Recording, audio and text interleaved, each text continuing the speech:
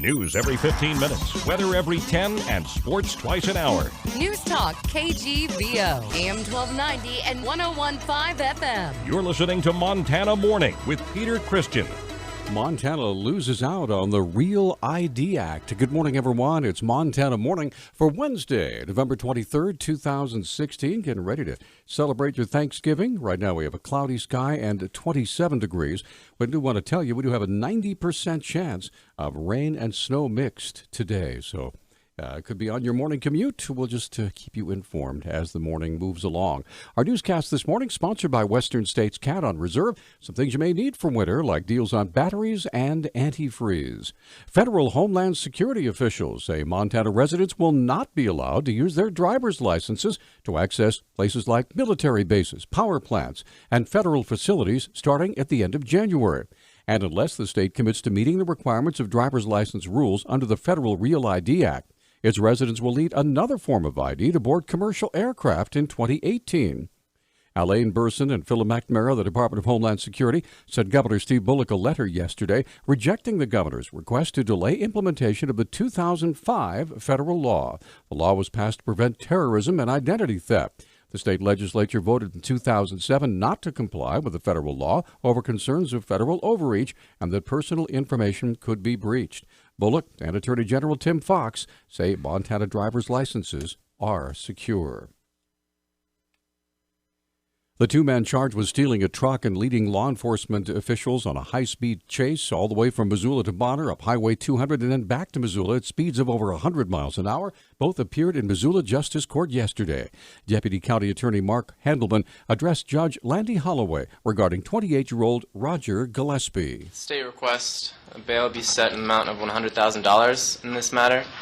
The defendant participated in the theft of a pickup and was the initial driver in a high-speed pursuit. He had a warrant for escape at the time for walking away from pre-release. He also has significant criminal history that includes felony conviction for bail jumping. 26-year-old Jacob Siebert was also charged with arson as well as felony theft. The defendant stole a car, then stole a pickup, burned the original car, and led police on a high-speed pursuit that endangered many lives within the community, as well as nearly hitting two officers. Therefore, the state requests $100,000 bail. The defendant has demonstrated that he is a significant flight risk and his actions jeopardize the safety of the community. Court documents indicate that both men were high on methamphetamine at the time of the incident. Charges were dismissed against a third female suspect. Well, that high-speed chase that ended in front of St. Francis Church with three individuals in custody not only wrecked an allegedly stolen truck, but also damaged several law enforcement and personal vehicles used to stop it. Missoula County Sheriff's Office Public Information Officer Brenda Bassett has more. We had good information that one of them was a pre-release walkway from Butte. So we needed to apprehend them, and they went up Highway 200. They did end up running a car off the road. We're asking those people to come forward that were run off the road so we can take a statement from them.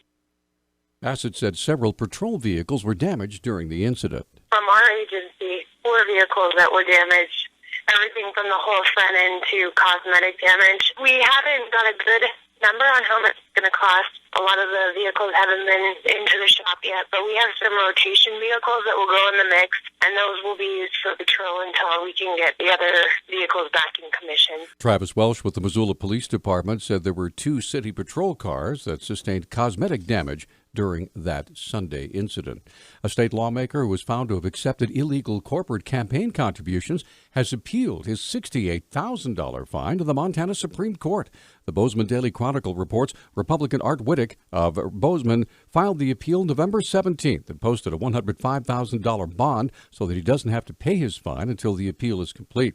In April, 10 of 12 jurors found Witke violated campaign finance laws during his 2010 state Senate campaign by accepting nearly $20,000 in-kind contributions from the National Right to Work Committee. Witke filed a motion for a new trial in July, arguing the jurors relied on faulty evidence and cost estimates provided by a witness. The motion also argued the state's definition of a campaign contribution is unconstitutional. The motion was rejected in September. Montana Fish, Wildlife, and Parks say a female grizzly bear attacked and seriously wounded a 55-year-old elk hunter over the weekend. Public Information Officer Bruce Ouchley has the details. A party of hunters Sunday morning west of Shodo, up along the Rocky Mountain front, They had shot at some elk. One of the fellows in the party went down into a creek bottom to see if any elk had been hit, and apparently he surprised a female grizzly with cubs. Ouchley says the grizzly defensively charged and mauled the hunter. We believe the attack took about 30 seconds, and then she left. We are not pursuing the bear. I mean, she did what a female grizzly probably would have done anywhere. He was taken by private vehicle to the town of Shoto and then transferred by Mercy Flight to Benefice Hospital in Great Falls. FWP cannot release the hunter's name until the investigation has been completed. Speaking of hunting, elk hunters and others have had a very difficult year in western Montana. Most are blaming the lack of snow, which would help push elk down to lower elevations and make them easier to track. According to National Weather Service meteorologist Corby Dickerson, the snow story might change today. I do think we're going to see a nice little wave moving through here this week on Wednesday into Wednesday night. They should put down several inches of new snow throughout the Bitterroot Mountains. It's nothing that's going to be all gangbusters, and it's not going to be a big system, but it wouldn't surprise me 4 to 6 inches above 4,000 feet. Dickerson says the snow is unlikely to make much of an impact further north, and that the Sealy Swan Range won't get too much snow either. For snow, at least organized snow in the higher terrain, I would go south. I would head toward the Bitterroot Mountains. I would head towards the southern end of the Sapphires. I'd even consider myself heading down into southwest Montana and maybe trying out you could go south of the Pentlers and go down towards the Big Hole. Though a large snow system isn't expected anytime soon, more snow should come next week, but hunting season will be over as of Sunday night. Park County officials say a 37-year-old Wilsall man who died during a hunting trip last week may have been killed when his rifle discharged as he tried to cross a fence. Gavin Peck was found dead late November 15th near his vehicle northeast of Wilsall, several hours after he was reported missing. Sheriff Scott Hamilton said the coroner will likely release Peck's cause of death after the state crime lab completes the testing of his rifle. Finally, another medical marijuana advocacy group is trying to undo a mistake in a voter-approved medical marijuana ballot initiative that delays dispensaries from reopening for 8 months. The Montana Cannabis Industry Association yesterday asked District Judge James Reynolds of Helena to rule that the initiative to lift a 3-patient limit on medical marijuana providers should be effective immediately. Voters approved the initiative earlier this month, but because of an error in drafting the measure, it doesn't take effect until July 1st. Our News Talk time now is 6:12. News Talk, KGVO. Missoula's official weather station.